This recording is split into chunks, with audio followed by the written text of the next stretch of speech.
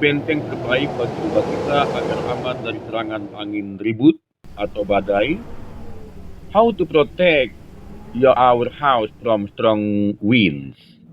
Kita tahu teorinya ada 6. Teori pertama mengatakan teori hills atau teori bukit.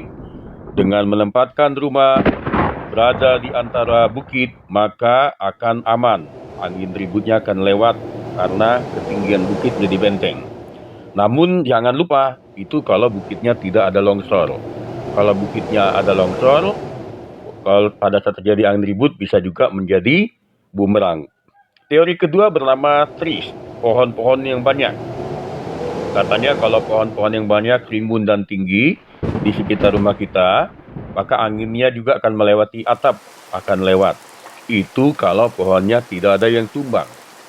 Sedangkan kalau ada pohon yang tumbang akibat angin, bisa menjadi bumerang juga, bunga rumah bisa ditimpa pohon-pohon.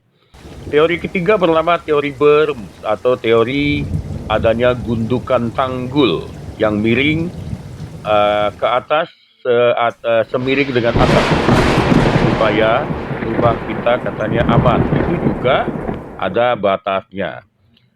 Semuanya itu harus kita serahkan kepada Tuhan yang sanggup melindungi kita. Tentu saja selain berdoa, kita juga perlu hikmat dan bijaksana soal bagaimana benteng terhadap angin ribut melindungi rumah kita. Teori berikutnya adalah teori tentang slanting roof.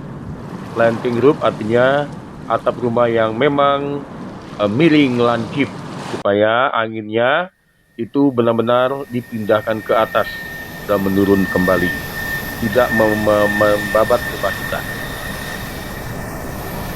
Selain dari slanting roof, yang dianggap aman adalah thick wall atau dinding tebal. Kalau boleh dinding tebal tembok rumah itu boleh seperti tembok Cina, wah ya. Sekarang aman kan, ya. Dinding tebal ini bisa dianggap sebagai penahan, ya, penahan angin yang bisa dikatakan sangat kuat.